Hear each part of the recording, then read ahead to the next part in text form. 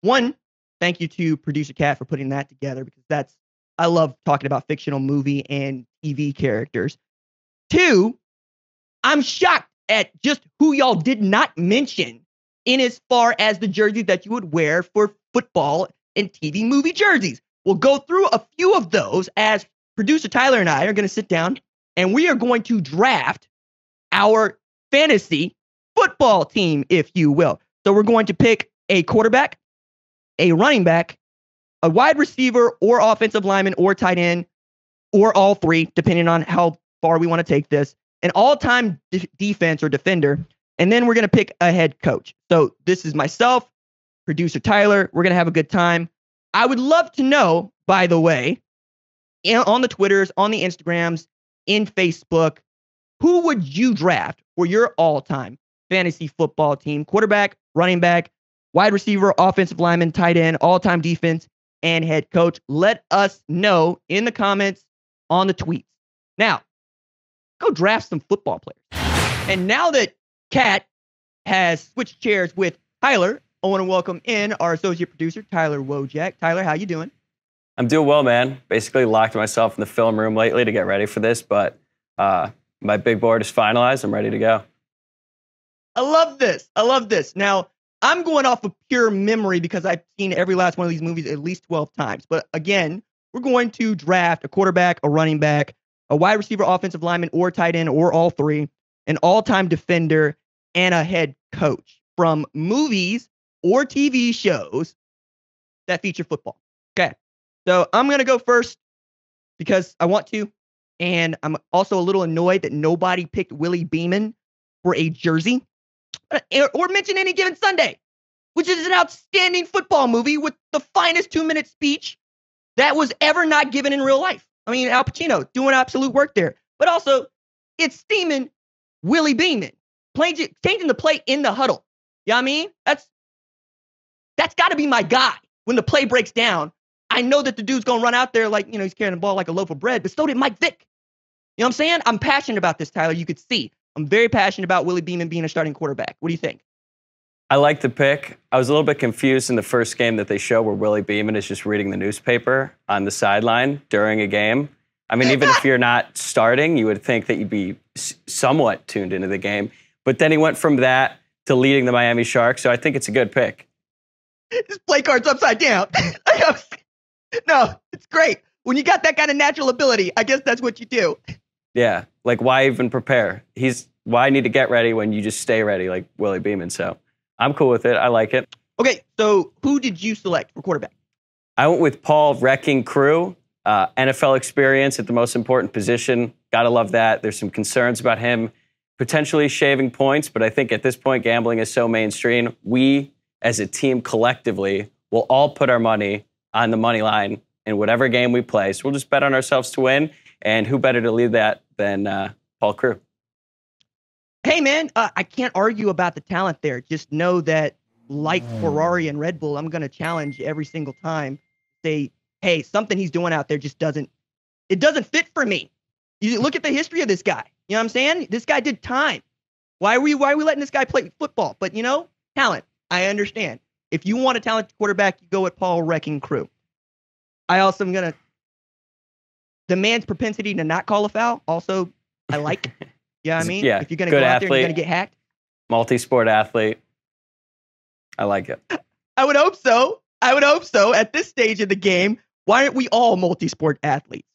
Okay, so moving to running back. I'm going a little bit out of the box here.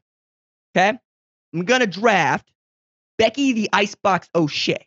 Now, some of you would tell me, hey, RJ, that's a linebacker. I'm like, hell yeah, it's a linebacker. She's playing both ways. But I also love her 7.5 yards deep, right? Handing the ball, can carry out one hell of a fake. Will also be able to throw the ball down the field. I got to do everything back there. I think I got Bo Jackson wearing 56. What do you think? I wasn't expecting a Bo Jackson comp, but I do love the pick. I love the versatility at running back. I think I kind of went in a similar vein here. I went with Boobie Miles. As you know, Boobie can block, he can tackle, he can score a touchdown, snap the ball, and kick the extra point. So I like it. I like having a running back that can do a bunch of different things, and I think we're on the same page. I just want to know, what did the doc say about his surgically repaired knee? Well, I'm not concerned about the doc's opinion because clearly someone from Midland Lee was paying him. So, I mean, that whole scene, like, I wonder who is paying him, just like Boobie asked multiple times. Hey, look, and if nothing else, you got a great coach on the sideline because giving Don Billingsley pointers on, how not to fumble and how not to have Tim McGraw coming out there and smacking him around, that's got to be great life advice, if nothing else. Hey, this is how you get good with your daddy. Your daddy gives you state championship ring because you were able to hang on to the ball. Now, the laundry being on the field, that's one thing. But also to the point, who's paying you? I love that. I'm sorry, because that fits. It fits everything we know and love about West Texas high school football. Of course somebody's paying him. And of course you're deciding who goes to the playoffs on a coin toss. Yes, great pick for Boobie Miles. All right, James, to his friends and family. James. All right. Now, we're getting a little wonk too, because we're getting into our wide receivers, offensive linemen, tight ends. So when I originally did this, I was thinking it might be hard to pick one of each. And then I started thinking about it, and I was wrong. So I'm going to go in succession here. My wide receiver pick is the Rod Tidwell, who makes miracles happen. Also goes over the middle, which you just don't see anymore for obvious reasons. Then I'm going with an offensive lineman. I'm going with Manu the Slender, because when you absolutely need to go get those 5, 6, 7 yards, and you got a center who says, "Follow me, Mr. Blake," hell yeah, I'm doing that. Also, my man is a gentleman, right? Kicking all the dudes out of the locker room so that Kathy Ireland can go shower in peace. I really love that. That is the kind of center that I want, kind of offensive lineman that I want on my team. And then tight end, I'm going to go ahead and select Brian Murphy, who might be the greatest tight end nobody ever saw play. And the reason that he didn't get selected earlier, I'm sure, is because we don't have enough men on the sidelines who know American Sign Language. Because if you knew somebody that knew American Sign Language, this is easy. This is a pass-catchy tight end like you read about. I have just taken Travis Kelce is what I have done here, okay? I got Antonio Gates out here. Got hands. I got blocking power. And for all the signs that we actually see dudes signing in for plays, it shocks me that we don't have enough coaches on the sideline who know him ASL. So I'm going to go with Rod Tidwell, Manu the Slender, and Brian Murphy. What do you think, Tyler? I love those picks. To be honest, you picked two of the guys I wanted on my team in Tidwell and Murphy. There's not that many high-profile tight ends, I would say, in football movies. It's sort of a lost position, but Murphy was the centerpiece there. In the replacements, Shane Falco's favorite target. So love that. And Tidwell, love his personality. I like a little diva in my receiver. And he wanted money. He wanted the attention. So great picks all around. So you said I selected two guys that you had on the board, which I'm proud of. But who did you end up going with? All right, so at receiver, I got Charlie Tweeter from Varsity Blues. The best receivers are usually a little bit delusional. I think Tweeter certainly fits that mold. At lineman, I got Turley from the Adam Sandler Longest Yard. He's a mountain of a man. I think he looks about 6'8", 290 pounds with 5% body fat. He's a killer on the field, and he might actually be a killer in real life because they show him in like solitary confinement, bang his head up against the wall. That's some serial killer behavior right there. I wouldn't mess with them. And at tight end, I went with Air Bud. Air Bud can do it all. Speaking of multi-sport athletes, in the trenches, usually the low man wins. It'd be hard for me to imagine many defensive linemen getting a lower pad level than Air Bud. And he's athletic enough to make plays on the outside. I think he can, win a jump ball. And he's going to be good for team morale. Like I said, I just drafted a potential killer. So having a good boy in the locker room will probably do good things for team morale and chemistry. Gotta say, you got an absolute criminal on one end. You have a guy that his teammate thinks he's going to go to jail in the middle, and then you got the golden retriever out there on the side. Look, I want to know what the 40 time is for Air Bud, because I got to believe with 4 legs instead of 2, you're just flying, right? Yeah, At this point, can your man Crew throw the ball that far that quickly? In that case, he would have a Randy Moss problem. I like that. Tweeter, all right, cool. I mean, I don't need Charlie Tweeter to be my oop to oop. Maybe it's just I don't like you downplay or talking noise to my man Billy Bob. Okay? That's fair. My man Billy Bob was asking the right questions. I'm not an eligible receiver. right? And then they got to go back to the huddle, let him know what he's doing. But can't argue with his prowess, can't argue with his ability to catch the ball. I am going to say, hey, look, as soon as everybody decided that they weren't going to play for Kilmer, he was on the right side of history there. So I don't think you're going to have dissension in your locker room. I think you took at least one guy that is going to be able to control the locker room entirely. You took another guy who's going to be your face at a presser, and you took a locker room guy in Tweeter. I can get behind all of that. All right. My defense. Again, I thought it was going to be hard to draft just one player for defense because, you know, like people, football movies tend to favor the offense. But I was wrong, right? I mentioned earlier, I taking Earl Wilkinson. I mean, that's an all-pro safety. You know what I'm saying? Like, they took, the governor let that dude out of prison to go play football, which one is a very Jesus Shuttlesworth kind of take there, right? Where you got the warden saying, hey, the governor's very interested in your son going to big state. That's essentially what you're doing with Earl Wilkinson. So you know that Jimmy McGinty has a great safety back there who's got absolute hands. I mean, it's basically Ed Reed in the backfield. And y'all know what Ed Reed is. Ed Reed is the greatest safety of all time. Now I got Ed Reed light. And I also went with Alvin Mack, who is perhaps the great middle linebacker of middle linebackers. Hey, kill them all. Let the paramedics sort them out. Also, my man is a film junkie. That dude is in there on the projector. He knows what's coming. He knows what his assignment is. He knows what your assignment is. That is the kind of linebacker that I want captaining my defense. Also, unlike your man Steve Latimer, he's all natural, baby. Okay? You ain't got to worry about Alvin Mack having to take a needle in the arm to get bigger. He's already got all of this. He understands what his role is, and he's trying to let you understand what your role is, while also, hey, cooking up great stories to feed the energy. You know, I mean, we got a linebacker talking to a running back there talking about, hey, man, you the dude that stole my mama's purse. And hey, man, you know I never met your mother. And then, you know, it's over for that man. Because as soon as he bought into the story that Alvin Mack is telling, it's a wrap. I feel like if I have that for every single play, 80 plays a game, we win it. And then I got two. I got Andre Krim, right, from Necessary Roughness. Andre does not eat raw meat because Andre is a vegetarian. Really loves Sinbad playing that character. Also, my man understands astrophysics, plays defensive line. We need somebody that can get Charlie Bateman through this, okay? Or Jason Bateman, excuse me. We need somebody that can get him eligible to play running back. I got that in defensive end, and I got an All-American defensive end. We good here. And then I got Stefan Djordjevic. Now, this is controversial because Djordjevic doesn't go for the ball. He goes for the tackle. And Nickerson never let him forget it, so much so that he didn't look, my man wanted to go to Caltech, get an engineering scholarship, wanted to do it the right way. He wanted to go to college for the right reasons. And this is an example of a coach getting in his way. He fought through that. I also have every one of these jerseys. I just need to go ahead and mention that. Every jersey here I have, right? So Stefan Djordjevic is in the closet. Andre Krim was really, really hard to come by. Paul Blake's in the closet. Alvin Mack, really, really hard to come by, but it's in the closet. Earl Wilkinson, really, really hard to come by. I'm going to get it made up in the closet, so I don't have them all. I have Shane Falco. I have a movie jersey from every one of these movies in the closet. I really want to have Stefan Djordjevic on the team because I also know that dude goes on to be a Navy fighter pilot and then eventually the Navy fighter pilot. And this gave me another opportunity to mention how much I really enjoy Top Gun Maverick. I'm up to 7 watches, Tyler. That's where we're at right now. You've seen this, yes? Yeah, I've seen it. You paid to go see it 7 times. I'm a gearhead. Hey, no shame here. I like it. I love the movie. I'm a gearhead. Like planes, bikes, sports cars. I'm here for it. And come on, me and pop culture. I wore a Top Gun jacket on the set, dude. Like you did.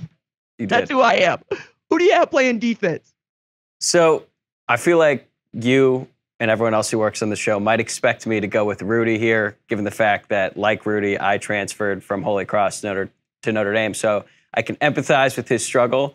But I'm really not in the market for a 5'0", 100 defensive lineman with hardly a speck of athletic ability. I've got no use for that on this roster, so I'm not going to go with him.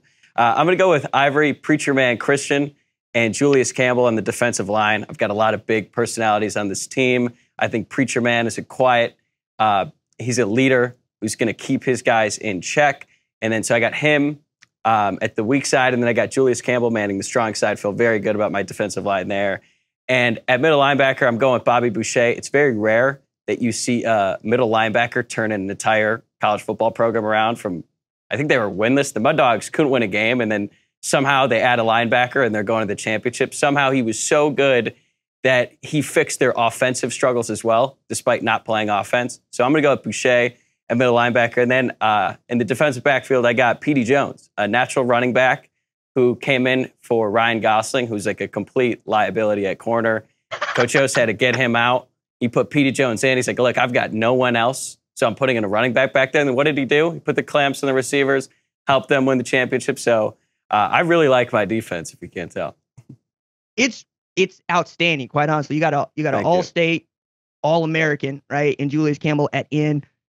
I really like the quiet fire that Christian plays with because he doesn't have much to say. So it's like, hey, he's more internal. And then there he is in the state championship against Dallas Carter going, this is my edge. This is my edge. And I'm going, all right, so you do have some dog in you. Also, what kind of defensive end are you if you have the ability to drop back in pass coverage, right, and then go put your hands on the ball and come down with it? Take it off to the promised land. You know, that's what the Preacher Man did. For sure. I also really enjoy this Bobby Boucher bent that you're on because you noticed what I noticed, which, hey, that offense still sucks, right? Apparently. Yeah. Apparently not. Petey, cool. I mean, look, we all need a defense because to your point about having a diva in your backfield, right? At wide receiver, you got a diva in your defensive backfield, but you got a diva that can absolutely go play. There's Deion Sanders aspect to all of this, right? Where we're going to put up with this because you are our dominant corner. We can line you up in the nickel. We can line you up at safety. We know that you're going to go get us the ball. Also, covered it up and didn't let it go after having a case of the fumbles. That man was putting the ball on the carpet at running back. So I know that you're talking about converting a running back to defensive back, but maybe we always had a defensive back playing running back. It's the way I tend to see that. Yeah, and he's well conditioned too. After all that running he had to do after his fumbles in training camp. And I also want to point out with Preacher Man, he gave you said Tony D gave the best 2-minute speech in football movie history. Preacher Man at halftime of the state championship, when he finally speaks up, I get chills every time. So when he does speak up, people listen. Hey, man, that's something to be said, right? When you need a voice in the room to carry the room. One of the things that I hear coaches talk about that I think I just underrate is, hey, I need the person to be a vocal leader, not just a leader on the field. I'm going, usually you're trying to get that to go the other way, right? Nah, that's a very good character assessment by you, quite honestly. From what are you up to? 2 dozen watches of Friday Night Lights now? All time? Yeah. We're more than 2 dozen. He said we're more than 2 Well, I'm going to dozen. watch it after we do this, honestly. Once I'm done with work today, I'm probably going to watch it again. All this talk about it gets me pretty hyped up. I mean, there's just nothing like that movie. I would put that movie against any, not just football movie, any sports movie, period. I'm going to crank that up a little bit and say that Buzz Bissinger wrote the best sports book of all time. Phenomenal. Yep. It is amazing. It is everything that I wanted to know and love. He'd be the first person to tell you he caught lightning in a bottle with that book, in that he chose to go down there. They had the season they had, and he was given the access he was given, and then he flipped it into what it became. Just an outstanding book. All right, we're on to our head coaches, right? One of the things that football movies do give you is a ton of head coaches to choose from, right? I wanted to go with somebody that I know could speak the language of the players that he is coaching, someone whose offense I know is going to fit the modern game. I wanted to find some version of Sean McVay, right? I mean, until about November of 2021, I would have said I wanted to find one version of another sort of coach that is in the Sean McVay character scale. So I went with Lance Harbert. Look, former quarterback, had a scholarship to Florida State. We all know he could play. He has the respect of his teammates. He has the respect of administration. He has the respect of me, the general manager. I'm identifying him because I want a high-flying, fun offense. Look, we want to run the oop-de-oop. One of the great things about running the oop-de-oop is we just need 5 wide receivers to do it. We don't need 5 great wide receivers. We need 5 dudes that can play. And as a air raid enthusiast, love me some Hal Mummy air raid. I'm going to say that not every one of the guys that I end up drafting in the later rounds is going to be on par with Rod Tidwell, right? I'm cognizant of that. I might need to ask Earl Wilkinson to go both ways. But I can get out there with 3 dudes I can pull off the street as long as I got Lance Harbor calling the plays for me, putting us in the right situations. I feel good about this as a head coach selection. What do you think, Tyler? Yeah, I like the pick. I think players, coaches, way more important now these days. And like you mentioned, you have a lot of personalities on the team. I think Harbor is going to be able to relate to the guys. He's a very smart football mind as well. So that was a really strong pick. Right on. So head coach, you do something similar? So I'm going to go with Tony D from Any Given Sunday. Like I mentioned. D'Amato! Yeah. I've got a lot of egos on this team. I've got 2 convicted felons in Crew and Turley and 1 likely future felon in Tweeter. I've got a dog. I've got a water boy. And I've got like a few high schoolers as well. So whole mix of personalities. I thought Tony D did a good job of that with the Miami Sharks. Your boy, Willie Beamen, he got him in line. And just all the guys on that team were a little bit crazy. He managed to lead them. And plus he was dealing with, ownership, giving him hell. So I really like how he was able to manage it all. I mean, sure, sometimes it might have affected his personal life, but he got through it, led the Miami Sharks. So I think he's the perfect coach to lead my group. Yeah, I mean, especially if you got an expansion team, something you're building from scratch, he's the perfect dude to do that. I have his quarterback, so you got an older has-been as your quarterback, and you're gonna have to deal with that. I hope you go get a high-flying offensive coordinator. Maybe get Jim Brown to coordinate your defense, put the band back together. I don't know if Nick Crozier's doing something. Maybe he's on somebody else's staff. I doubt that he's remained a head coach. He just doesn't seem like he has the temperament to carry that off. But overall, really great team. Really great team. Appreciate it. No, I've been talking noise the whole time, and this is so much fun because I really do give a damn about each one of these players in each one of these movies, and I really enjoy chopping it up with anybody, especially a friend like Tyler who really does enjoy these movies too. I would say I enjoy them too much. I'm not going to speak for you. I'm just lacking the jerseys. Look, this is what, 12 years of me just going, ooh, something new popped up on Bonanza. That's a Bel Air Academy jersey. I must have it. No, there's Jesus Shuttlesworth. I must have it. And now I don't really wear them anywhere as much. I think it's going to be one of those things where my goddaughters grow up and they see all these jerseys in the closet and going to be like, yo, goddad, what the hell? Why you holding out on us? Or so I hope. Hey, we'll see. If you ever decide to sell them, go to like any college day party and set up a stand and you could sell them. You'd make hundreds upon hundreds and hundreds of dollars, assuming that jerseys are still in. Oh yeah. Wow. Big college like day party move is to wear a jersey, or at least it was when I was in college, which wasn't that long ago. So if that's still a thing, and like whenever you decide, if you decide to sell them, I'm telling you, you'd make a killing. I'm saying, man, like we've been talking about football movies and whatnot, and Crash Davis is over there, Jimmy Dugan's over there.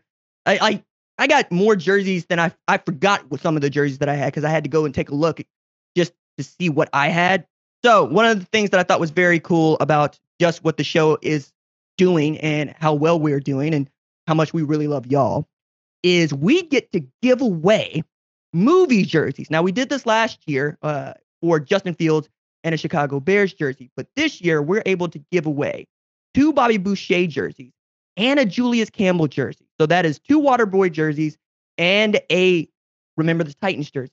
And we're going to tell everyone the rules for how you can win one of these jerseys very shortly. We'll have this out on social, so be on the lookout for those things. I'll be loud about it and let you know when it's going on. And I'm sure that if you watch or listen to the show, you probably follow me on social, or at least follow the #1 ranked show account on social. And that's where you can find all of these things. But I'm very excited about this because we were able to give away a Boobie Miles jersey. We were able to give away a Justin Fields jersey. And now we're going to be able to give away 2 Bobby Boucher jerseys and 1 Julius Campbell jersey. Very excited about it. And hopefully we could do more of this throughout the season and we make this a reoccurring thing. Again, this is all because you listen, you watch, you enjoy the show. You will allow us to indulge in a bit of off-season fun like, hey, drafting a fantasy football team. Very excited about that. Thanks for watching this video. And remember, hit that subscribe button so you don't miss any other videos on the #1 ranked show YouTube channel.